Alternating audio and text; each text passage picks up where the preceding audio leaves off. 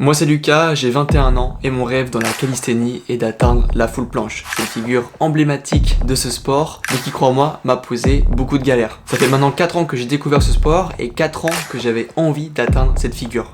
Et cette année, je me fixe comme objectif de l'atteindre pour cet été. Donc j'ai lancé Retour Full Planche pour que tu puisses me suivre dans cette aventure qui va être incroyable.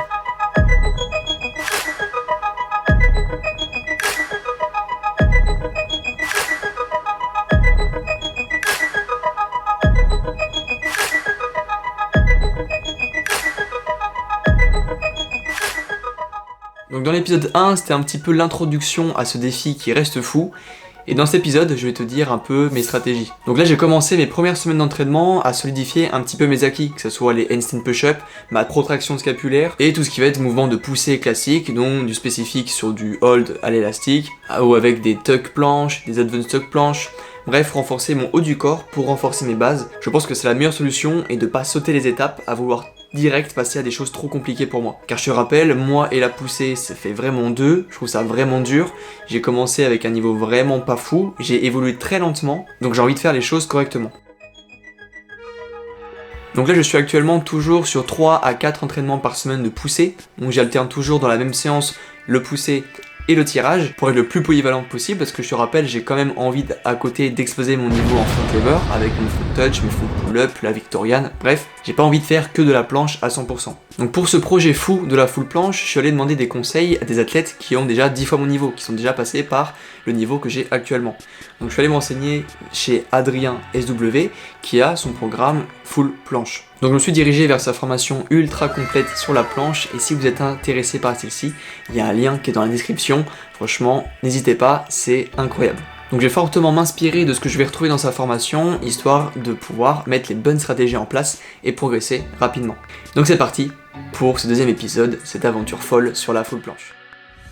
Donc ces dernières semaines ont été un petit peu compliquées, j'ai fait quelques tentatives de droite à gauche pour essayer d'avoir une amélioration de mon niveau sur la straddle planche, mais comme je le répète, faire des simples holds et des tries, c'est pas ça qui va montrer une certaine progression. Le hold peut être hyper aléatoire d'un jour à l'autre et potentiellement qu'une fois je vais faire 2 secondes et après je vais en faire 5.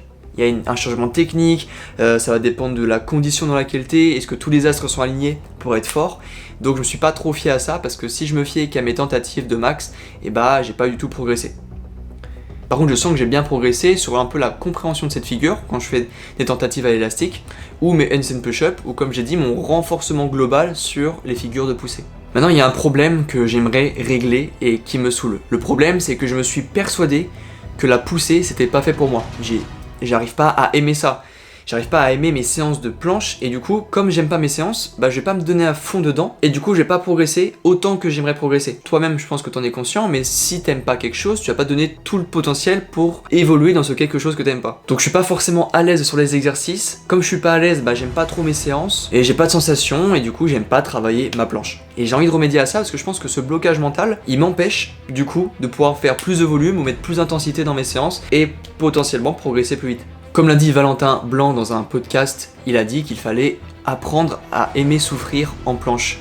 Et je pense qu'il a largement raison parce que le fait de souffrir, se forcer à souffrir, comme par exemple je peux le faire dans mes douches froides dans ma morning routine, et bah ça va m'aider à aller toujours au-dessus, toujours me dépasser mentalement, physiquement et progresser semaine après semaine. Donc je pense que ça va être une des mes plus grosses contraintes. Il y a eu un problème ces dernières semaines qui m'a énormément saoulé et je pense avoir trouvé une explication du pourquoi du comment, c'est que j'enchaînais les bad days. La semaine dernière, j'ai fait plein de séances qui servaient à rien, je faisais pas ce que j'écrivais, j'arrivais pas, j'avais aucune sensation, donc dès que j'ai un bad day, je fais autre chose, mais même les autres choses que je faisais, je n'y arrivais pas, donc ça fait atteindre des niveaux d'énervement que j'atteins très rarement dans ce sport, vraiment, alors que je suis quelqu'un de posé, de réfléchi, qui me dit bon allez, tu relativises, mais là j'ai vraiment, je pense que c'était la goutte de trop. Et je pense que c'est dû à une méthode que j'ai essayée ces derniers temps qui était que je m'entraînais un jour, je prenais un jour de repos, je m'entraînais, repos, entraînement, repos, entraînement, repos. Et en fait je faisais ça un jour sur 2 à chaque fois. Donc entraînement jour 1, repos jour 2, jour 3, etc. etc. Et le problème, c'est que pendant mes jours de repos, bah, j'avais envie de m'entraîner parce que j'étais frais. Et pendant mes séances, bah, j'avais l'impression de récupérer de celles que j'ai fait avant. Du coup, j'enchaînais en fait les bad days non-stop. Donc je pense que c'est du tout C'est vraiment une méthode qui marche pas, que j'ai pas du tout aimé, voilà, qui m'a juste frustré, je pense. Je sais pas si c'est lié à cette méthode, mais je pense un petit peu quand même, parce que là, cette semaine, je me suis entraîné 3 jours d'affilée, j'ai eu aucune difficulté, genre j'ai kiffé mes 3 jours, puis je prends du repos, puis je pense que je vais pouvoir recommencer dans les prochains jours. Tandis que là, dans ma tête, c'était en mode, je faisais une séance, une grosse séance, j'avais le repos pour récupérer, sauf qu'en fait, la récupération, ton corps le décide pas comme ça se fait pas sur 24 heures, ça se fait pas sur de minuit à minuit, donc en fait, je me suis un peu cramax pour rien.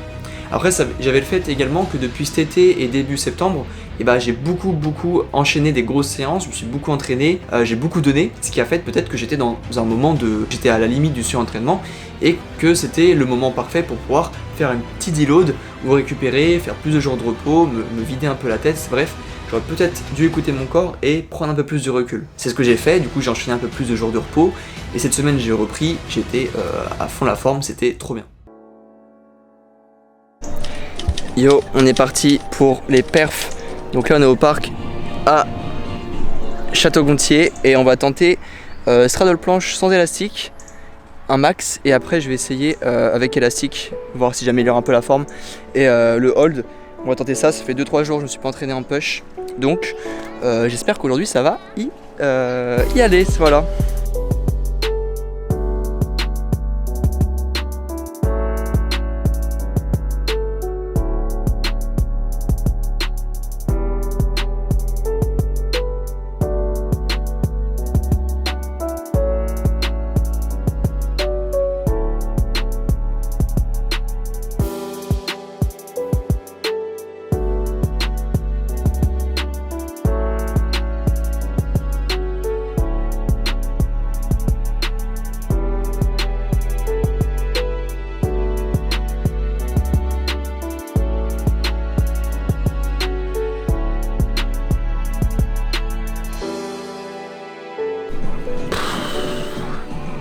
Je progresse pas les amis. Zéro feeling, ça me casse les couilles. Zéro hold, là j'ai même moins de hold là depuis que les derniers mois. Je sais pas, je trouve pas la bonne technique, j'ai mal le positionnement des épaules, je sais pas. Faut que je refasse dans les prochains jours, mais là c'est pas fifou.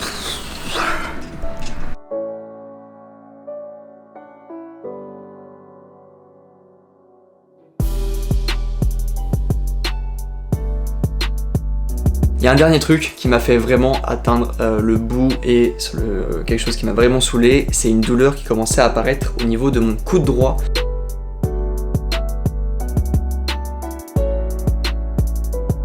Et vous savez à quel point je suis pas fan des douleurs. C'est vraiment la chose que je vais essayer au maximum d'éviter dans ce road to full planche, même dans mon sport en général, parce que la douleur c'est le meilleur moyen de stagner, d'être frustré, de moins prendre de plaisir, et bref, le cercle vicieux est horrible.